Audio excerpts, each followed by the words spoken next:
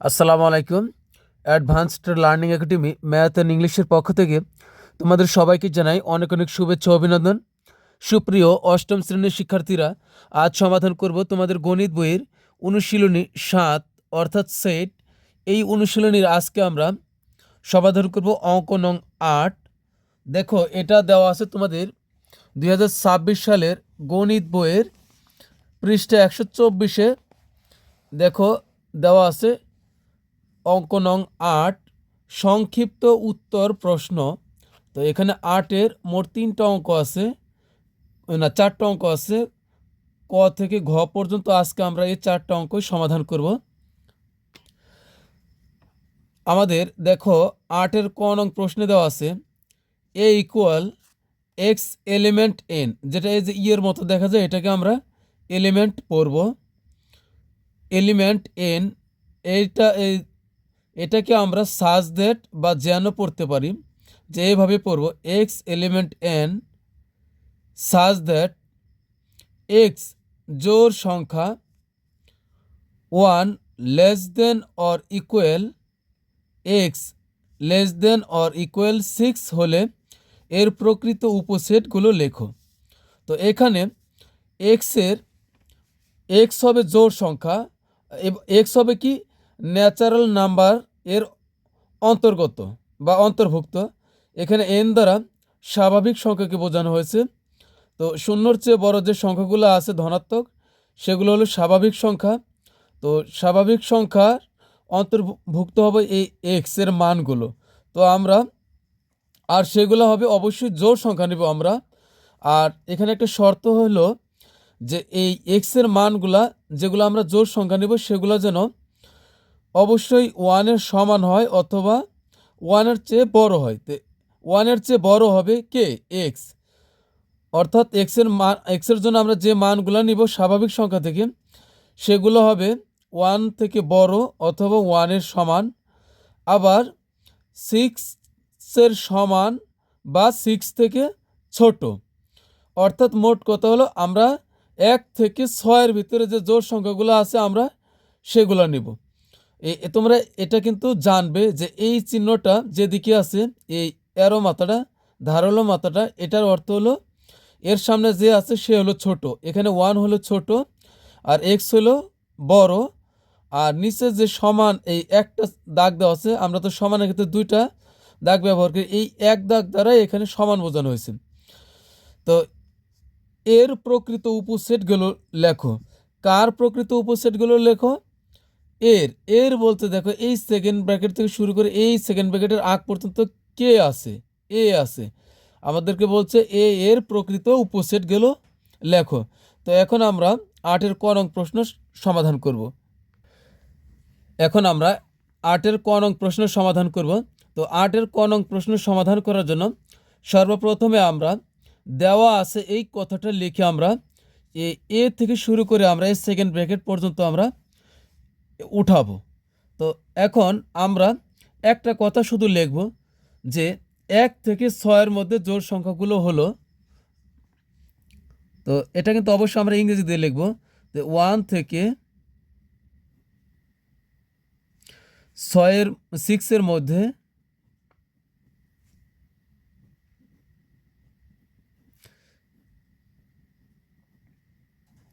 জোড় সংখ্যাগুলো হলো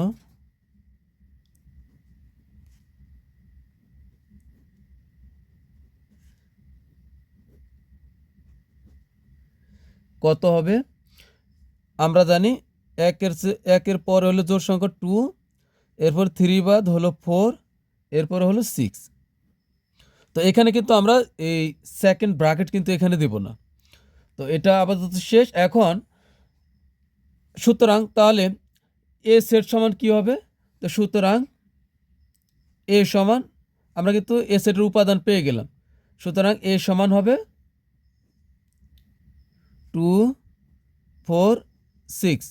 এখন আমাদেরকে বলছে যে এর উপাদান, এর প্রকৃত উপসেটগুলো লেখো। এই যে সেকেন্ড ব্র্যাকেটের হোলের পর থেকে লিখছে, অর্থাৎ এ দ্বারা এটাই বোঝাচ্ছে যে এর প্রকৃত উপসেটগুলো লিখতে হবে। আগে এটা আছে কি সেট গঠন পদ্ধতিতে আছে, সেট গঠন পদ্ধতি তোমরা অবশ্যই জানো। এই সেকেন্ড ব্র্যাকেটের ভিতরে কি বাংলা কথা লেখা থাকবে। তো এখন আমরা তালিকা পদ্ধতিতে করেছি, তালিকা পদ্ধতি না করলে তো আমরা এটার উপসেট বের করতে পারবো না, এজন্য আমরা কিন্তু এ সেটের তালিকা পদ্ধতিতে প্রকাশ করে ফেলেছি। এখন আমরা এর উপসেট লিখবো আগে, এরপরে আমরা প্রকৃত উপসেট বের করব। তো এখন আমরা লিখব যে এর উপসেটগুলো হলো এর উপসেটগুলো হলো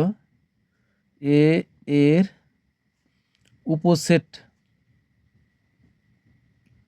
উপসেটগুলো হলো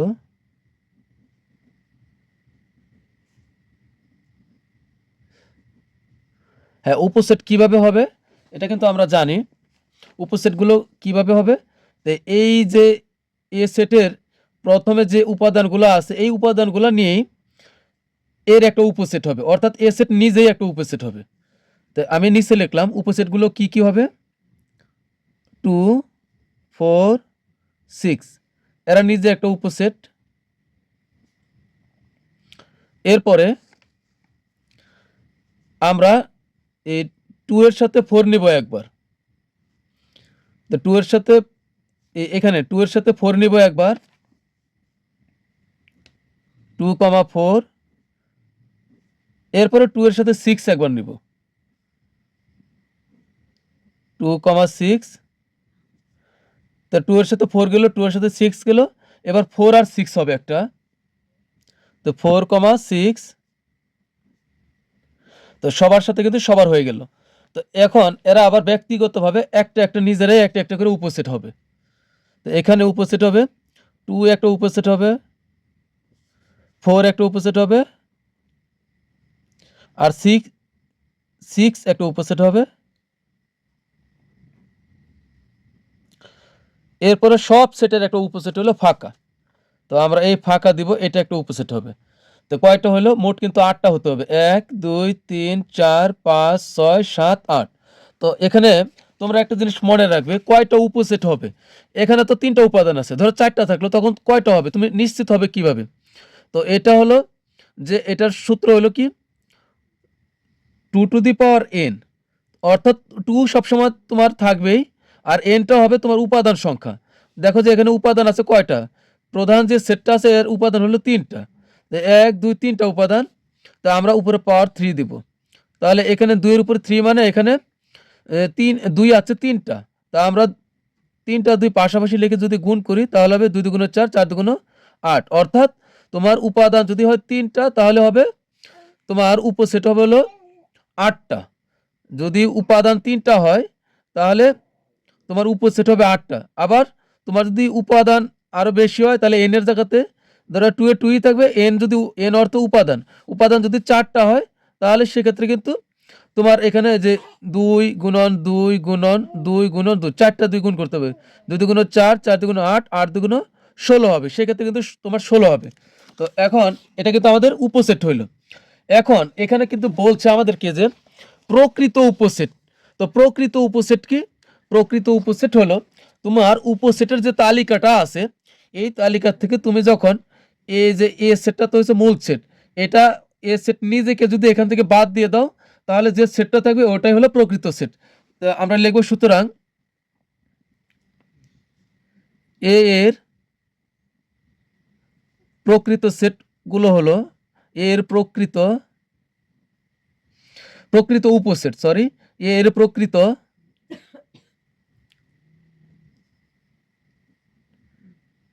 উপসেট গুলো হলো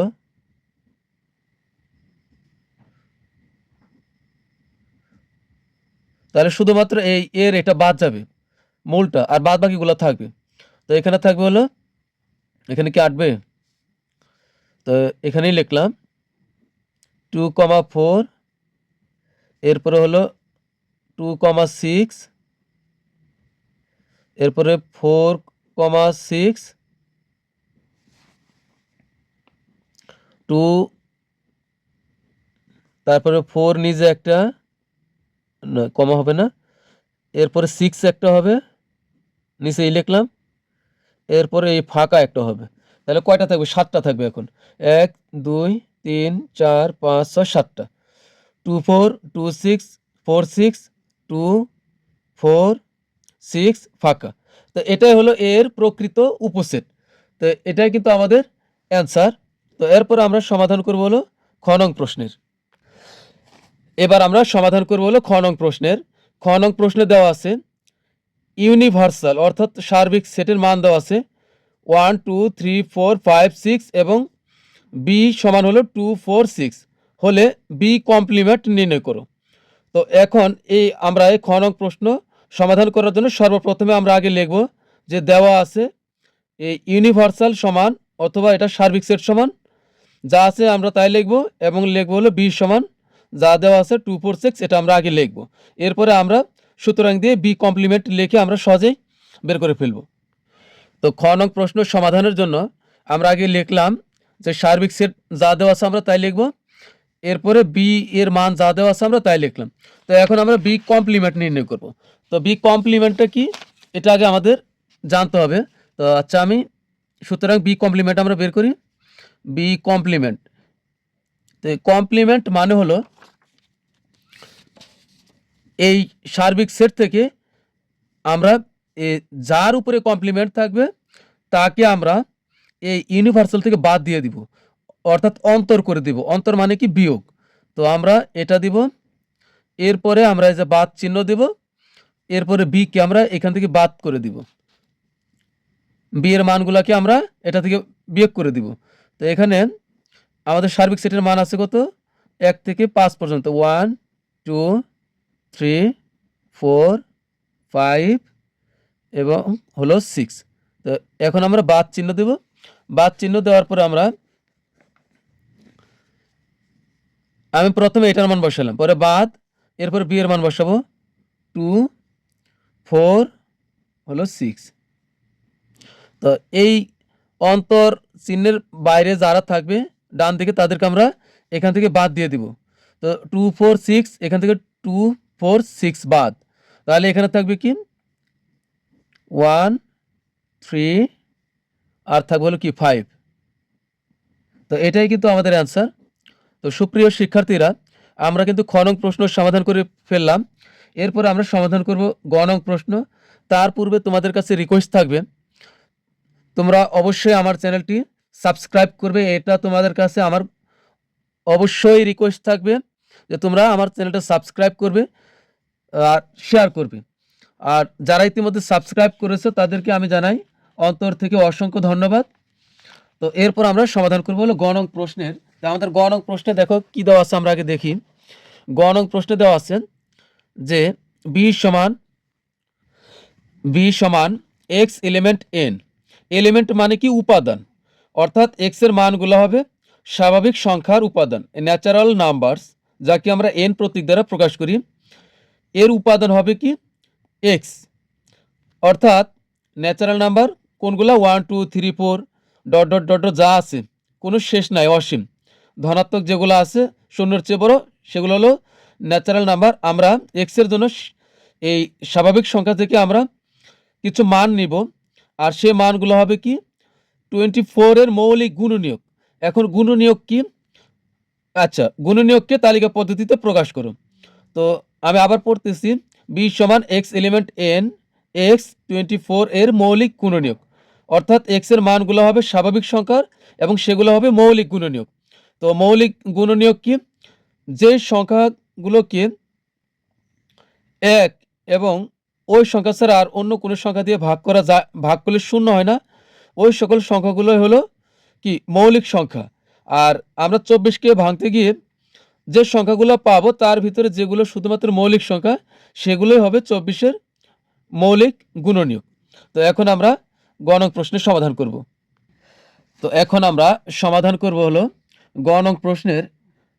আমরা গ নং প্রশ্ন সমাধানের জন্য যথারীতি আমরা দেওয়া আছে দিয়ে আমাদের যে মূল অঙ্কটা আছে আমরা শুধু অঙ্কটা উঠাইছি, তোমরা ঠিক এইভাবে উঠাইবে। দেওয়া আছে লেখে তারপরে এই বি থেকে শুরু করে এই সেকেন্ড ব্র্যাকেট পর্যন্ত উঠাবে। তো এখন আমাদের প্রশ্নে কি দেওয়া আছে? দেওয়া আছে বি সমান x element N such that x. এটাকে আমরা সাজ দ্যাটও পড়তে পারি, যেনও পড়তে পারি। 24 এর মৌলিক গুণনীয়ক। তো এটা আমরা দেওয়া আছে দিয়ে আমরা লিখলাম। তো এখন আমরা কি নিব? 24-এর গুণনীয়ক। 24-এর গুণনীয়ক কারা হবে? যে সমস্ত সংখ্যা দিয়ে 24-কে ভাগ করলে ভাগফল শূন্য হবে, শুধুমাত্র ওই সংখ্যাগুলোই হবে 24-এর গুণনীয়ক। এটাই হলো গুণনীয়কের সংজ্ঞা। তো এখন আমরা 24-কে ভাঙি এখানে। তো আমরা লিখব এখানে 24। আমরা 24-কে যদি ভাঙি, তো আমরা কিন্তু যে কোনো সংখ্যাকেই ন্যূনতম 1 এবং ওই সংখ্যা নিজে, এই দুইটা দ্বারা ভাঙতে পারি আমরা। তো আমরা 1 আর 24 যদি গুণ করি তাহলে কিন্তু 24 হবে। এরপরে আমরা 2 দ্বারা কিন্তু 24-কে ভাগ দিতে পারি, কারণ 24 জোড়, তো 12 দুগুণ হবে 24। এরপরে আমরা 3 দ্বারা দিতে পারি, 3 আষ্টে 24। এরপরে কিন্তু আমরা আরও দিতে পারি, 4 দ্বারা দিতে পারি, 4 6 হলো 24। তো এখন কিন্তু আর যাবে না। তার মানে এইভাবে ইউ আকৃতি হইল, এরাই হলো 24-এর গুণনীয়ক, অর্থাৎ এদেরকে দ্বারা 24-কে ভাগ করলে ভাগফল শূন্য হবে। তো এখন আমরা এদের ভিতর কিন্তু এই সবগুলাই কিন্তু উত্তর হবে না, উত্তর হবে এর ভিতরে শুধুমাত্র যেগুলো মৌলিক সংখ্যা। তাই এর ভিতরে মৌলিক সংখ্যা কোনটা? 2। আমরা জানি যে মৌলিক সংখ্যার ভিতরে শুধুমাত্র জোড় হলো 2, এটা হলো 2 আর হবে 3, এই দুটো হলো মৌলিক সংখ্যা। মৌলিক সংখ্যা কাদেরকে বলে? যে সংখ্যাকে 1 এবং ওই সংখ্যা ছাড়া অন্য কোনো সংখ্যা দ্বারা ভাগ করলে ভাগফল শূন্য হয় না, তাদেরকে মৌলিক সংখ্যা বলে। তোমরা অবশ্যই জানো 1 থেকে 100-এর ভিতরে 25টি মৌলিক সংখ্যা আছে। তো আমরা এখন লিখব এদের মধ্যে মৌলিক গুণনীয়কগুলো হলো, তো এদের মধ্যে মৌলিক গুণনীয়কগুলো হলো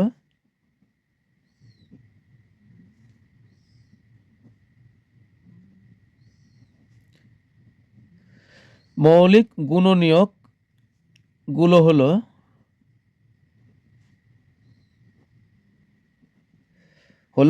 2 আর 3। আমরা কিন্তু এখানে সেকেন্ড ব্র্যাকেট দেব না, উত্তরের সময় দেব। তো লিখব সুতরাং নির্ণয়ের সেট, সুতরাং নির্ণয়ের সেট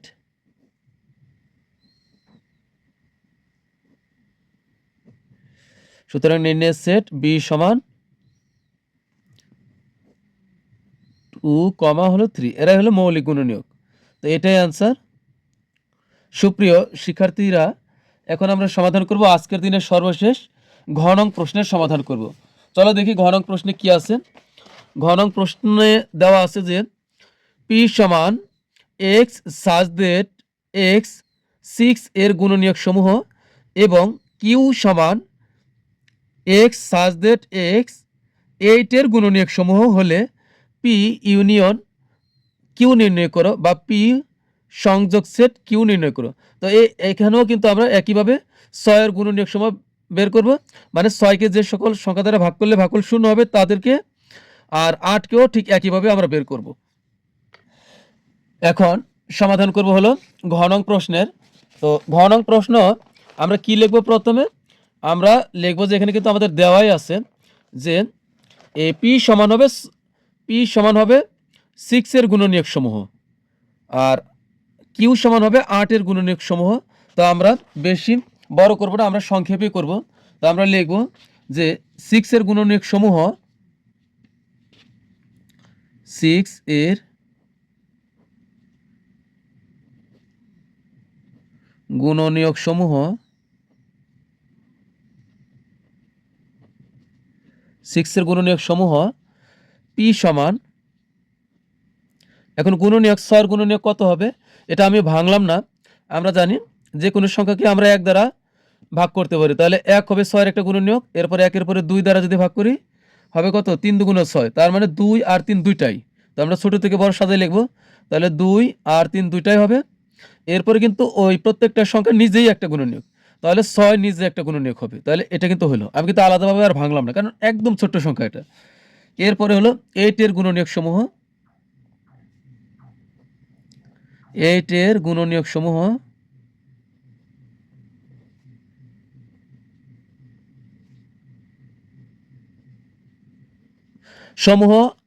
তোমরা চাইলে গুলো লিখতে পারো, সমস্যা নাই। সমূহ কিউ সমান, তো 8কে আমরা কিভাবে ভাঙতে পারি? 8কে আমরা ভাঙতে পারি 1 দ্বারা ভাঙতে পারি, তোমরা তাহলে অন্য জায়গাতে ভাঙতেও পারো। তো 1 দ্বারা ভাঙতে পারি, 2 দ্বারা ভাঙলে হবে 2 দ্বারা ভাঙতে পারি।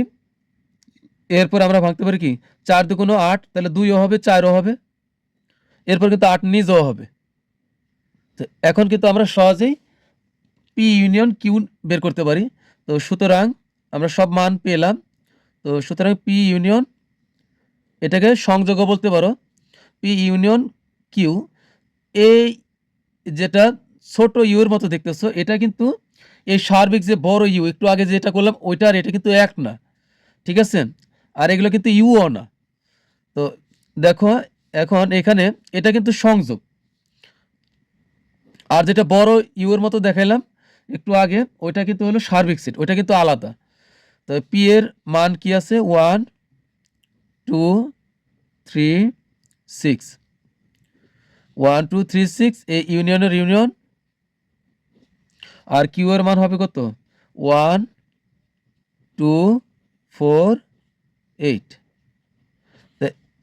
তোমরা অবশ্যই জানো যে এই চিহ্ন থাকলে, এই সংযোগ চিহ্ন থাকলে বা ইউনিয়ন চিহ্ন থাকলে আমরা মিল অমিল সবই নিব একটি করে ছোট থেকে বড় সাজিয়ে। তো আমরা নিব সবগুলাই একটা একটা করে নেব, তবে কোনোটাই দুবার নিব না। তো এখানে 1 নিব, 2 নিব, সাজায় নিচ্ছি, 3 নিব, 6 আছে, থাকুক না থাকুক আমরা নিব তো অবশ্যই। তবে 6-এর চেয়ে ছোট কেউ আছে 4 আছে, আমরা সিরিয়ালে নিচ্ছি। 2 এখানেও আছে কিন্তু একটা নিব। তো 4, এরপরে আর কাকে নেওয়া যাবে 6কে নেওয়া যাবে, আবার 6কে নিব, এরপর আমরা 8কে নিব। আমরা কিন্তু প্রত্যেকটা আইটেম আমরা একটা করেই নিছি, আবার ছোট থেকে বড় সাজিয়ে লিখছি। তো এটাই কিন্তু আমাদের আনসার। তো প্রিয় শিক্ষার্থীরা, তোমরা কে কোন স্কুল থেকে ক্লাস দেখছো অবশ্যই তোমরা কমেন্টসে জানাবে, এবং যদি বুঝতে পারো তবুও কমেন্টসে জানাবে, আর বুঝতে না পারলে তো অবশ্যই জানাবে, তোমাদেরকে বোঝাই দেওয়ার জন্য সর্বোচ্চ চেষ্টা করা হবে। তো প্রিয় শিক্ষার্থীরা, তোমরা সবাই অনেক অনেক ভালো থাকবে, সুস্থ থাকবে। আজকের মতো বিদায় নিচ্ছি। আল্লাহ হাফেজ।